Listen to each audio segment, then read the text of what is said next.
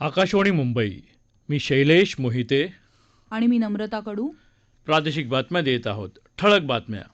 आर्थिकदृष्ट्या मागासवर्गीयांच्या 10% आरक्षणावर सर्वोच्च न्यायालयाचं शिक्कामोर्तब. घटनापीठातल्या 5 पैकी 3 न्यायाधीशांचा आरक्षणाच्या बाजूनं कौल. मुख्यमंत्री एकनाथ शिंदे यांच्याकडून निर्णयाचं स्वागत. परराष्ट्रमंत्री एस जयशंकर आजपासून 2 दिवस रशियाच्या दौऱ्यावर. आंतरराष्ट्रीय स्तरावरील विकासाशी संबंधित मुद्द्यांवर चर्चा अपेक्षित. मराठी कलाकारांच्या पाठीशी शासन ठामपणे उभं असल्याची मुख्यमंत्र्यांची ग्वाही. आणि हॉकी संघातले खेळाडू आणि सहकारी कर्मचाऱ्यांना रोख वार्षिक प्रोत्साहनपर बक्षीस देण्याची भारतीय हॉकी महासंघाची घोषणा. आर्थिकदृष्ट्या मागासवर्गीयांसाठी केंद्र सरकारनं लागू केलेलं आरक्षण सर्वोच्च न्यायालयानं कायम ठेवलं आहे. 5 सदस्यीय घटनापीठाच्या 3 सदस्यांनी या आरक्षणाला अनुकूलता दर्शवली. 2019ला 103वी घटना दुरुस्ती करून लागू केलेल्या या आरक्षणाच्या वैधतेला सर्वोच्च न्यायालयात आव्हान देण्यात आलं होतं. न्यायमूर्ती दिनेश माहेश्वरी, बेला त्रिवेदी आणि जे बी पारदीवाला यांनी या आरक्षणाच्या बाजूनं तर 2 न्यायाधीशांनी विरोधात मत नोंदवलं. हे आरक्षण घटनेच्या मूलभूत आराखड्याच्या विरोधात असल्याचं मत न्यायमूर्ती एस रवींद्र भट यांनी व्यक्त केलं. सरन्यायाधीश उदय लळित यांनीही न्यायमूर्ती भट यांच्याशी सहमती दर्शवली. तर हे आरक्षण कोणत्याही प्रकारचा भेदभाव निर्माण करणारं नाही असं मत न्यायमूर्ती त्रिवेदी यांनी नोंदवलं. यामुळं समानतेच्या तत्वांना देखील बाधा पोहोचत नसल्याचं मत न्यायमूर्ती महेश्वरी यांनी नोंदवलं. या आरक्षणामुळं आरक्षणाची 50% मर्यादा वाढेल, पण आरक्षणावर असणारी ही मर्यादा लवचिक स्वरूपाची आहे असं ते म्हणाले. काँग्रेससह अन्य विरोधी पक्षांनी या घटना दुरुस्तीला विरोध केला नव्हता. या घटना दुरुस्ती विरोधात 40 याचिका सर्वोच्च न्यायालयात दाखल झाल्या. तामिळनाडू सरकारनंही याविरोधात याचिका दाखल केली होती. तामिळनाडूमध्ये सर्वाधिक आरक्षण आहे. या प्रकरणी सप्टेंबर महिन्यात सर्वोच्च न्यायालयाच्या पीठानं सलग 7 दिवस सुनावणी घेतली होती. न्यायालयाच्या या निर्णयाचं मुख्यमंत्री एकनाथ शिंदे यांनी स्वागत केलं आहे. सर्व जाती धर्माच्या दुर्बल घटकांना यामुळे मोठा दिलासा मिळणार असून गोरगरिबांना मुख्य प्रवाहात आणण्यासाठी हा निर्णय नक्कीच उपयोगी ठरेल असं त्यांनी म्हटलं आहे. आर्थिकदृष्ट्या दुर्बल घटकाचं आरक्षण कायम ठेवण्याच्या सर्वोच्च न्यायालयाच्या निर्णयाचं भाजपानं स्वागत केलं आहे. प्रधानमंत्री नरेंद्र मोदी यांच्या गरीब कल्याणाच्या दृष्टीचं हे आणखी एक मोठं श्रेय आहे. हा निर्णय सामाजिक न्यायाच्या दिशेनं मोठी चालना देणारा आहे, असं मत भाजपाचे सरचिटणीस BL संतोष यांनी आपल्या ट्विटर संदेशात म्हटलं आहे.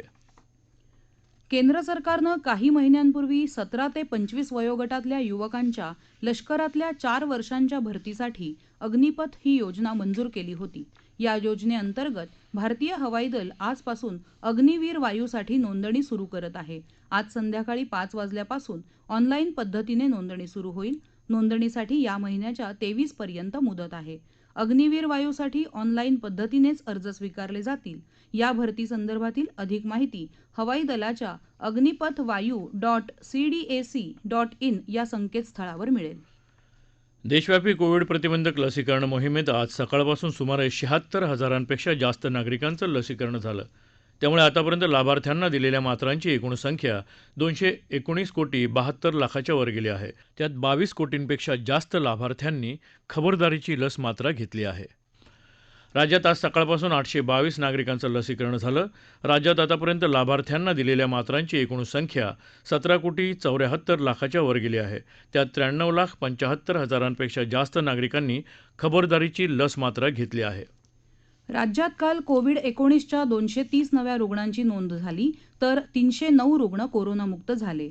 काल कोरोनामुळे एकाही रुग्णाच्या मृत्यूची नोंद झालेली नाही. राज्यात आत्तापर्यंत 81,33,403 जणांना कोरोनाची लागण झाली. त्यापैकी आत्तापर्यंत 79,83,449 रुग्ण बरे झाले, तर 1,48,394 रुग्ण दगावले.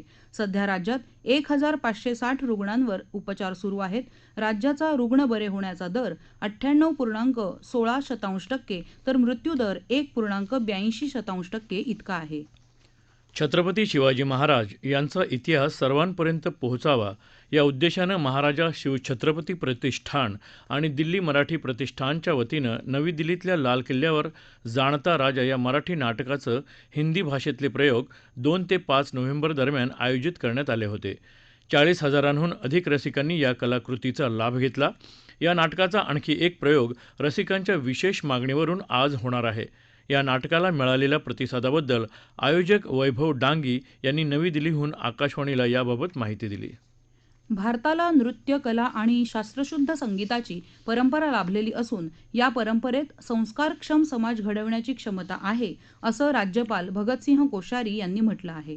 नृत्य सम्राज्ञी सितारा देवी जन्मशताब्दी वर्षानिमित्त कलाकृती केंद्रद्वारा आयोजित 28व्या आचार्य चौबे महाराज महोत्सवाच्या उद्घाटन प्रसंगी राज्यपाल कोश्यारी बोलत होते. भवन कल्चरल सेंटरच्या अंधेरीतील स्पीजिमर सभागृहात रविवारी या महोत्सवाचं आयोजन करण्यात आलं होतं. भारतीय सांस्कृतिक संबंध परिषदेतर्फे परदेशी विद्यार्थ्यांना दिल्या जाणाऱ्या एका पाठ्यवृत्तीला सुधाकर राजे यांचं नाव दिलं जाणार आहे. बडोदा, दिल्ली आणि मुंबईत पत्रकारिता आणि स्तंभ लेखन करणाऱ्या तसंच संदर्भकार आणि संशोधक म्हणून काम करणाऱ्या सुधाकर राजे यांचं नुकतंच वार्धक्यानं निधन झालं. यानिमित्त काल मुंबईत आयोजित श्रद्धांजली सभेत भाजपाचे ज्येष्ठ नेते माजी खासदार डॉक्टर विनय सहस्त्रबुद्धे यांनी ही माहिती दिली.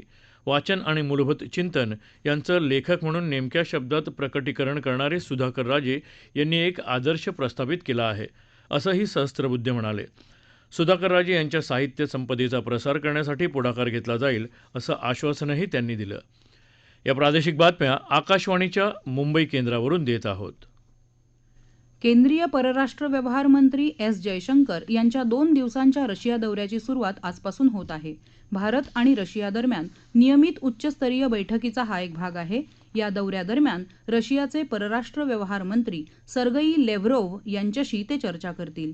दोनही देशांदरम्यानचे द्विपक्षीय संबंध विविध प्रादेशिक आणि आंतरराष्ट्रीय स्तरावरील विकासाशी संबंधित मुद्द्यांवर चर्चा अपेक्षित आहे. याबरोबरच रशियाचे उपपंतप्रधान तसंच रशियाचे व्यापार आणि उद्योग मंत्री डेनिस मॅन्टुरोव्ह भारत रशिया दरम्यान असलेल्या व्यापार, आर्थिक, विज्ञान, तंत्रज्ञान आणि सांस्कृतिक सहकार्यासाठीच्या आयोगातील सदस्यांशी चर्चा करणार आहेत. मराठी नाट्य आणि चित्रपटसृष्टीचं वैभव जपण्यासाठी त्यांना आवश्यक त्या सर्व सोयी सवलती दिल्या जातील, अशी ग्वाही मुख्यमंत्री एकनाथ शिंदे यांनी काल दिली. काल मुंबईत प्रसिद्ध अभिनेते प्रशांत दामले यांच्या 12,500व्या विक्रमी नाट्यप्रयोगाचं आयोजन करण्यात आलं होतं, त्यावेळी ते बोलत होते. कलावंतांना मोठं व्यासपीठ उपलब्ध व्हावं यासाठी मुंबई आणि ठाण्यामध्ये चित्रनगरी उभारणार असल्याची घोषणा मुख्यमंत्र्यांनी यावेळी केली. मराठी कलाकारांच्या पाठीशी शासन ठामपणे उभं आहे, अशी ग्वाही देखील त्यांनी यावेळी दिली. राज्यातल्या नाट्यगृहांची स्थिती सुधारण्यासाठी त्या नाट्यगृहांची दुरुस्ती करण्याबाबत यापूर्वी बैठक घेऊन निर्देश दिले आहेत. खराब स्थितीतील नाट्यगृहांच्या पाहणीसाठी एक नोडल अधिकारी नेमला जाईल आणि त्या नाट्यगृहांची लवकरात लवकर दुरुस्ती केली जाईल, असंही ते म्हणाले. यावेळी उपमुख्यमंत्री देवेंद्र फडणवीस आणि अन्य मान्यवर उपस्थित होते. भारतीय हॉकी खेळाडूंना सामन्यातल्या विजयानंतर रोख वार्षिक प्रोत्साहन बक्षीस दिलं जाईल, अशी घोषणा काल भारतीय हॉकी महासंघानं केली. खेळाच्या सामन्यात भारतानं विजय मिळवल्यावर खेळाडूंना वार्षिक 50,000 रुपये रोख आणि खेळाडू संघाच्या कर्मचाऱ्यांना 25,000 रुपये रोख बक्षीस दिलं जाईल. या घोषणेमुळे जानेवारीत होणार असलेल्या विश्वचषक स्पर्धेसाठी तसंच आशियाई स्पर्धेसाठी संघाचा उत्साह वाढेल, असं भारतीय हॉकी महासंघाचे अध्यक्ष दिलीप तिर्की यांनी म्हटलं आहे. जानेवारी 13 ते 29 तारखेदरम्यान होणाऱ्या पुरुष हॉकी विश्वचषकाचं यजमानपद भारताकडे आहे. परिचारिकांना दिल्या जाणाऱ्या राष्ट्रीय फ्लोरेन्स नायटिंगेल पुरस्कार 2021चं वितरण राष्ट्रपती द्रौपदी मुर्मू यांच्या हस्ते आज राष्ट्रपती भवनात करण्यात आलं. परिचारिका आणि नर्सिंग व्यावसायिकांनी समाजासाठी केलेल्या गुणवत्तेची सेवा ओळखण्यासाठी हे पुरस्कार दिले जातात. केंद्रीय आरोग्य आणि कुटुंब कल्याण मंत्रालयानं 1973 मध्ये याची स्थापना केली होती. आज कर्करोग जनजागृती दिवस साजरा करण्यात येत आहे. आज नोबेल पुरस्कार विजेत्या मादाम क्युरी यांचाही जन्मदिन आहे. गेल्या 8 वर्षांपासून राष्ट्रीय कर्करोग जनजागृती दिवस दरवर्षी 7 नोव्हेंबर रोजी साजरा करण्यात येतो. कर्करोगाचं वाढतं प्रमाण, लवकर निदान आणि योग्य उपचार याविषयी जनसामान्यांमध्ये जागृती करण्याच्या उद्देशानं हा दिवस साजरा करण्यात येतो. जागतिक स्तरावर होणाऱ्या मृत्यूंमध्ये कर्करोगानं होणाऱ्या मृत्यूचं प्रमाण अधिक असल्याचं जागतिक आरोग्य संघटनेनं म्हटलं आहे. भारतात दरवर्षी 11 लाख नव्या कर्करोग रुग्णांची नोंदणी होत आहे. यामुळेच या दिनाचं महत्त्व अधोरेखित होत आहे. गेल्या 8 वर्षांच्या काळातलं प्रत्येक वर्ष 2015 पूर्वीच्या कोणत्याही वर्षापेक्षा जास्त उष्ण होतं, असं जागतिक हवामान संघटनेनं एका अहवालात म्हटलं आहे. इजिप्तमधल्या शर्म अल शेख इथं COP27 ही पर्यावरण बदलाविषयी परिषद सुरू आहे. यात काल हा अहवाल सादर करण्यात आला. 19व्या शतकाच्या उत्तरार्धापासून पृथ्वीचं तापमान 1.1 अंश सेल्सिअसनं जास्त आहे. गेल्या 30 वर्षात यापैकी निम्मी वाढ झाली आहे, असं संयुक्त राष्ट्रसंघाचे प्रमुख अँटोनियो ग्युटेरस यांनी म्हटलं आहे. हे दशक सुरू झाल्यापासून 1990च्या दशकातल्या 2.1 मिलीमीटरच्या तुलनेत समुद्र वर्षाला 5 मिलीमीटरनं वाढत आहे, असंही या अहवालात स्पष्ट करण्यात आलं आहे. या शिखर परिषदेत 120हून अधिक जागतिक नेते सहभागी झाले आहेत.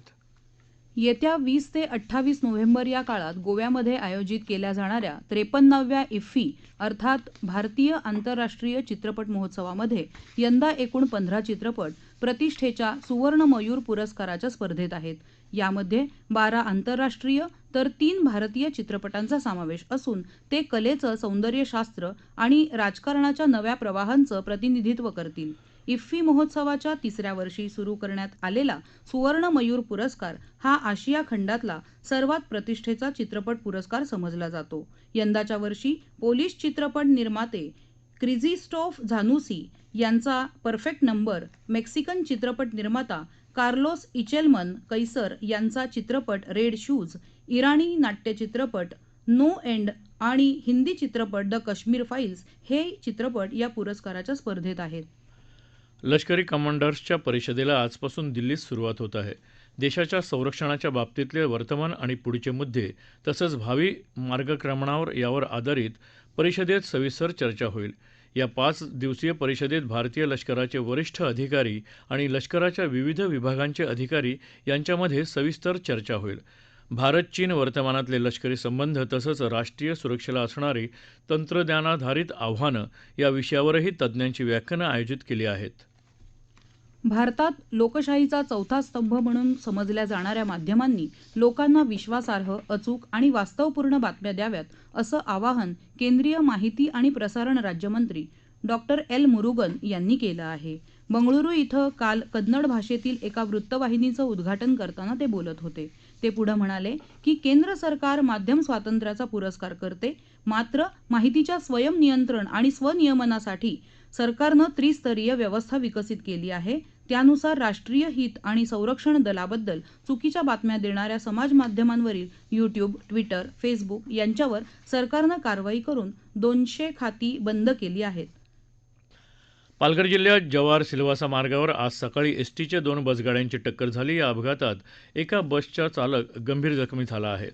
दोन्ही बसमध्ये असलेले सर्व प्रवासी किरकोळ जखमी झाले. त्यांच्यावर जव्हारच्या कुटीर रुग्णालयात उपचार करून त्यांना डिस्चार्ज देण्यात आला, असं आमच्या वार्ताहरानं कळवलं आहे.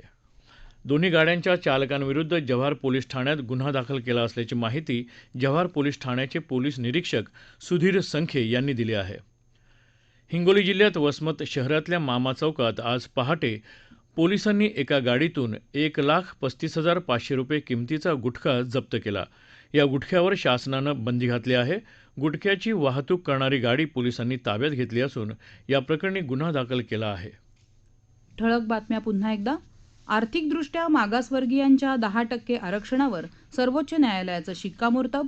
घटनापीठातल्या 5 पैकी 3 न्यायाधीशांचा आरक्षणाच्या बाजूनं कौल. मुख्यमंत्री एकनाथ शिंदे यांच्याकडून निर्णयाचं स्वागत.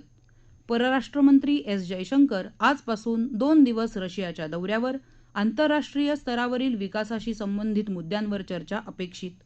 मराठी कलाकारांच्या पाठीशी शासन ठामपणे उभं असल्याची मुख्यमंत्र्यांची ग्वाही. आणि हॉकी संघातले खेळाडू आणि सहकारी कर्मचाऱ्यांना रोख वार्षिक प्रोत्साहनपर बक्षीस देण्याची भारतीय हॉकी महासंघाची घोषणा.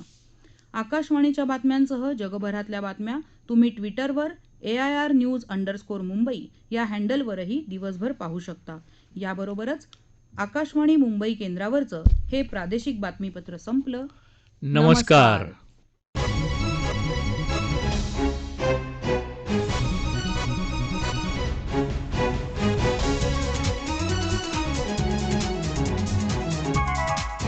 Thank you.